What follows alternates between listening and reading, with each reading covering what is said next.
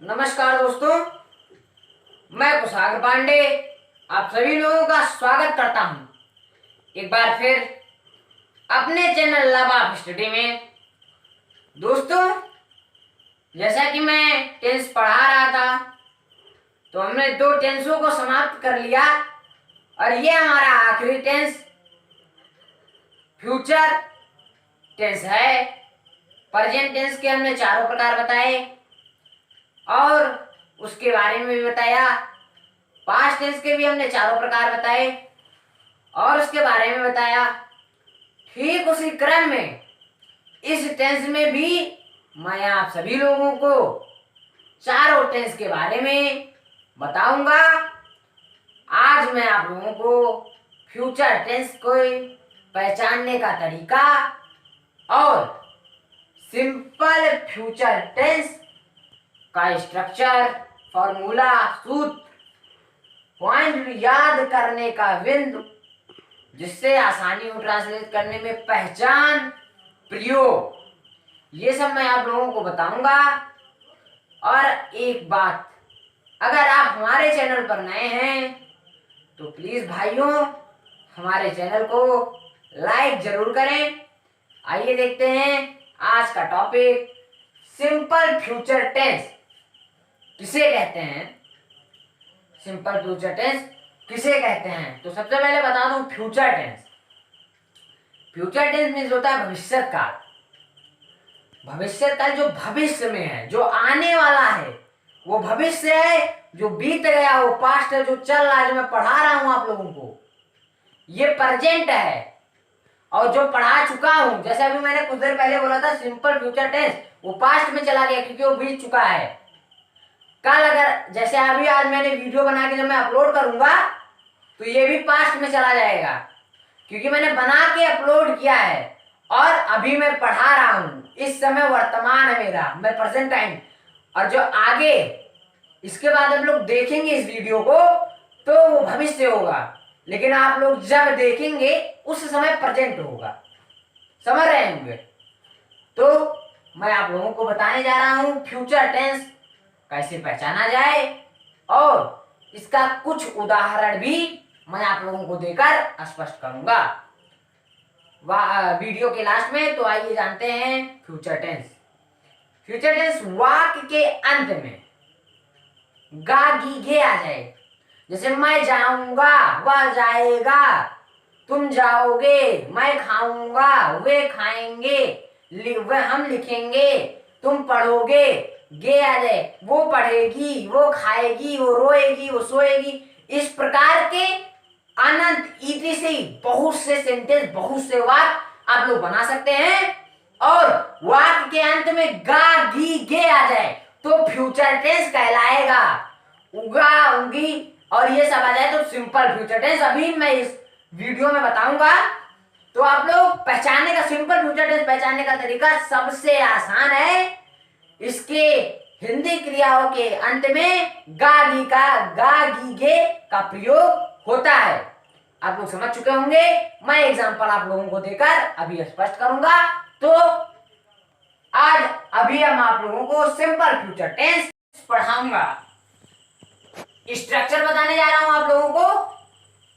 Structure में ढांचा, यहां सूत्र कहा जाएगा सब्जेक्ट प्लस बिल साइल। दोस्तों, पर इस फ्यूचर टेंस में बिल साइल का प्रयोग जरूर होगा। किसका प्रयोग जरूर होगा? बिल और साइल का प्रयोग बहुत।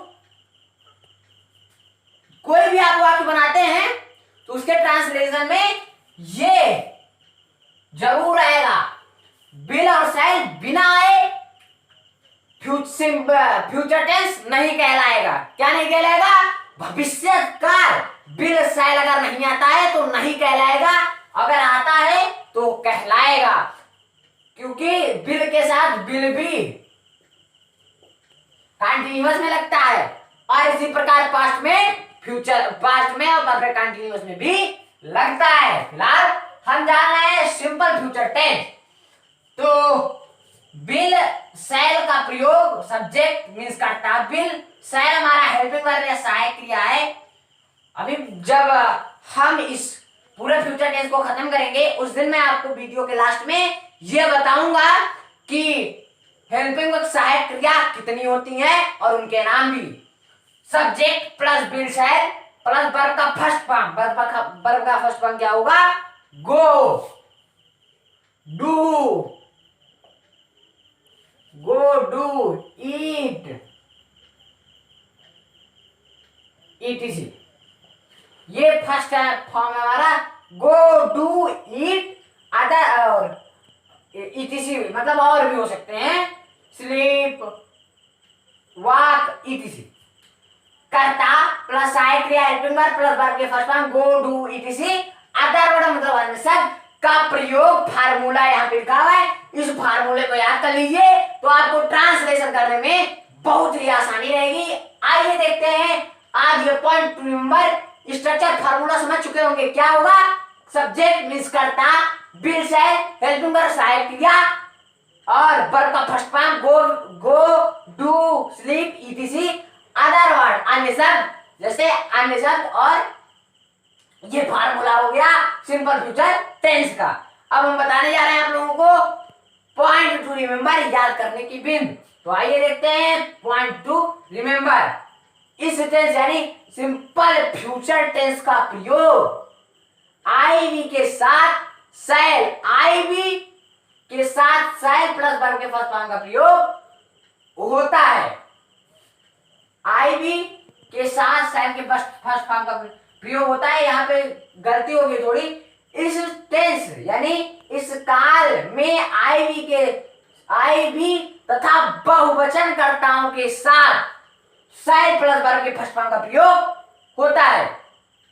और जब एग्जाम्पल बता रहा हूं दूसरा पॉइंट सुन लीजिए। इस काल में यू तथा थर्ड पर्सन कर्ताओं के साथ बिल प्लस वर्ब के फर्स्ट फॉर्म का प्रयोग होता है। पहला एग्जांपल मैं आप लोगों को बताने जा रहा हूं पहले पॉइंट का। आई, दोस्तों यही आई के साथ शैल का प्रयोग हुआ और रीड जो है हमारा फर्स्ट फॉर्म है तो आई भी लगा। आई हमारा सब्जेक्ट भी है और शैल हमारा हेल्पिंग वर्ब सहायक क्रिया और रीड हमारा वर्ब का फर्स्ट फॉर्म। अन्य शब्द होता तो अदर वर्ड का प्रयोग होता, अन्य शब्द नहीं है अदर वर्ड का प्रयोग नहीं होगा।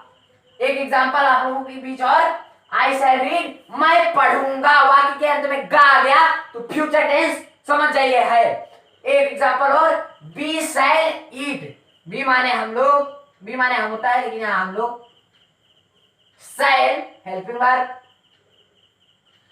ईट फर्स्ट फॉर्म, बी के साथ शैल का प्रयोग और ईट हमारा फर्स्ट फॉर्म है, वर्ब के फर्स्ट फॉर्म का प्रयोग होता है। हम लोग खाएंगे, हम लोग खाएंगे, वाक्य के अंत में ये आया तो हमारा फ्यूचर टेंस हो गया।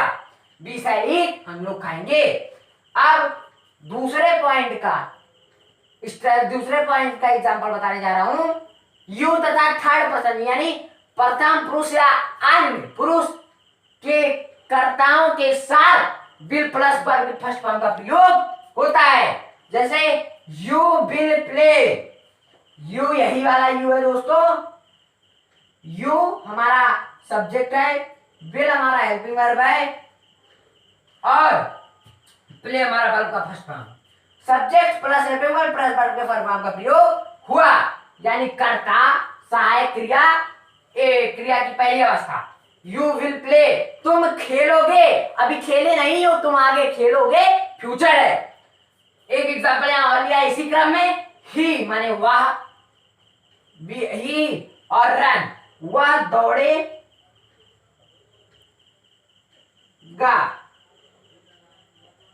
वह दौड़ेगा, वह दौड़ेगा, ही विल रन, ये हमारा सब्जेक्ट है, विल हमारा हेल्पिंग वर्ब है।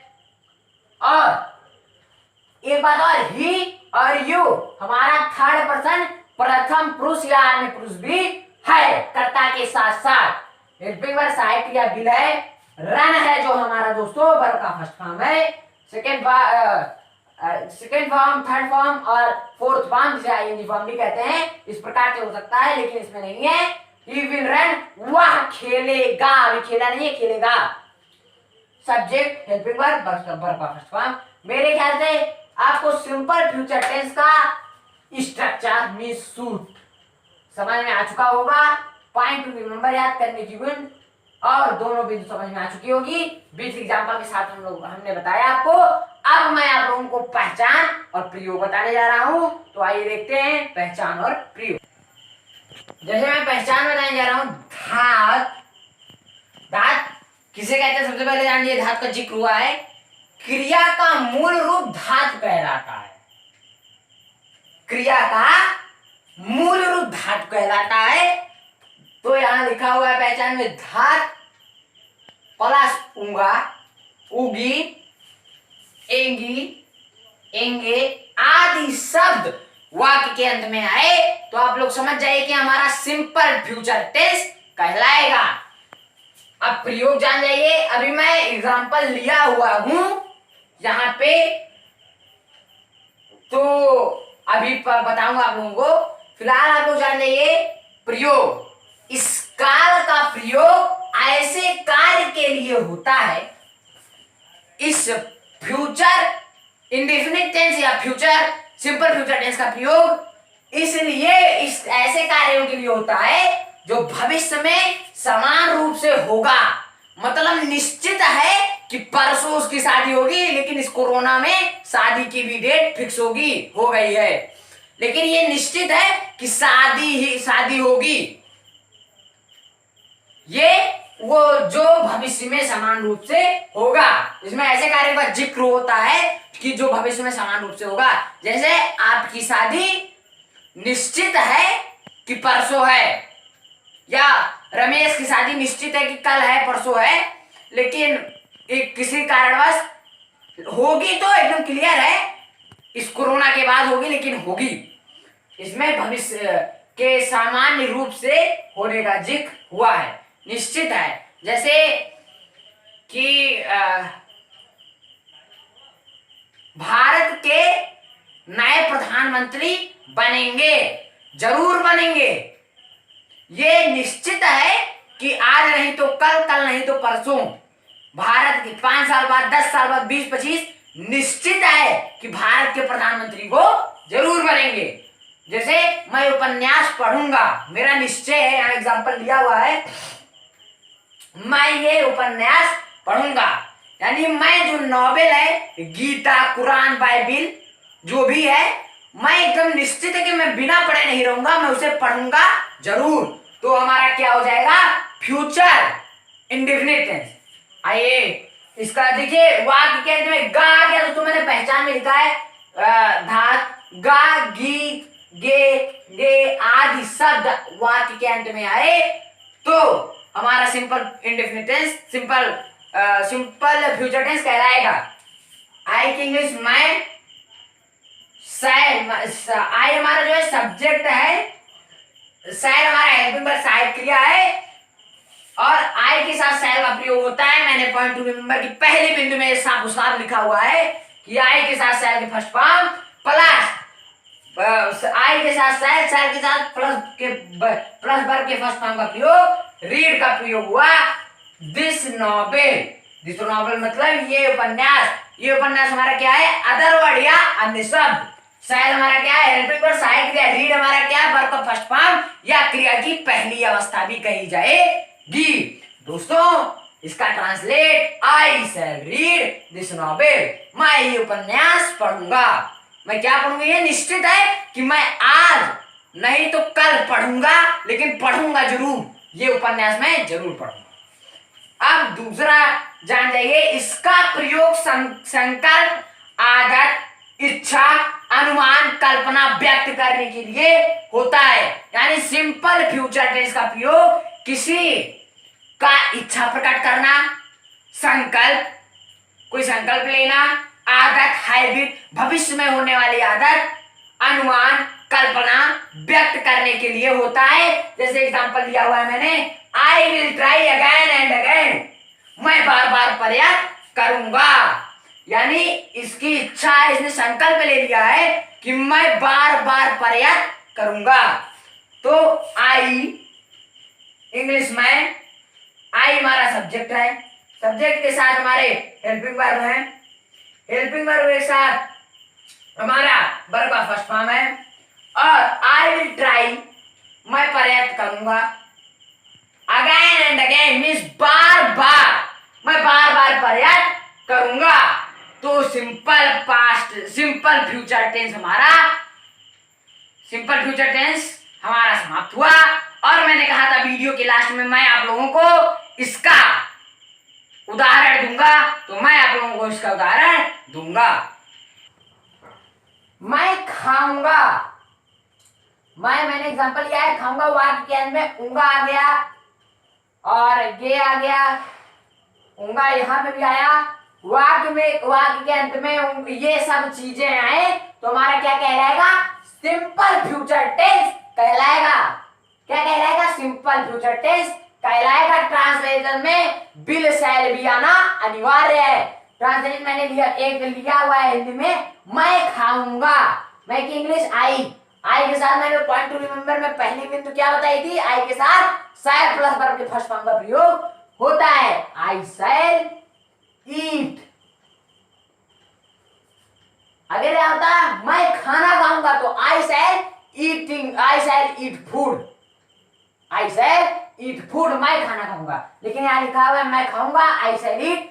आई हमारा सब्जेक्ट करता है, शैल हमारा हेल्पिंग वर्ब है और ईट हमारा वर्ब का फर्स्ट फॉर्म है। तो जैसा मैंने आपको पॉइंट टू रिमेंबर बताया था कि आई के साथ शैल प्लस वर्ब के फर्स्ट फॉर्म का प्रयोग होता है, तो ठीक उसी प्रकार आई है हमारा सब्जेक्ट करता के साथ शैल का प्रयोग हुआ और वर्ब के फर्स्ट फॉर्म ईट है तो ईट का प्रयोग भी हुआ।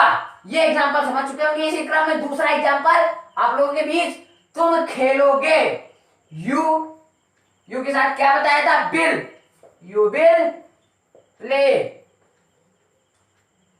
मतलब तुम खेलोगे।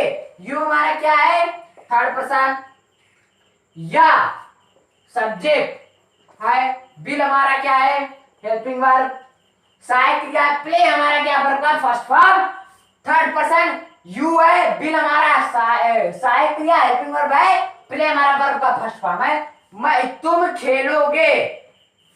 ये वीडियो भी ये एग्जांपल भी आप लोगों को समझ में आ चुका होगा। इसी क्रम में तीसरा एग्जांपल, मैं बाजार जाऊंगा, आई के साथ शैल के साथ गो का फर्स्ट फॉर्म, गो के साथ टू का प्रयोग होता है। टू मार्केट, बाजार की इंग्लिश मार्केट होती है। अदर वर्ड है आई शैल गो टू मार्केट, मैं बाजार जाऊंगा। आई हमारा सब्जेक्ट करता, शैल हमारा हेल्पिंग वर्ब, गो हमारा वर्ब का first form, to market other word अन्य शब्द है। आप लोगों को ये सिंपल फ्यूचर टेंस समझ में आ चुका होगा। दोस्तों, अगर आपको सिंपल फ्यूचर टेंस और फ्यूचर टेंस समझ में आया तो प्लीज हमारे वीडियो को लाइक शेयर सब्सक्राइब जरूर करें और अपने मित्रों को भी भेजें। धन्यवाद।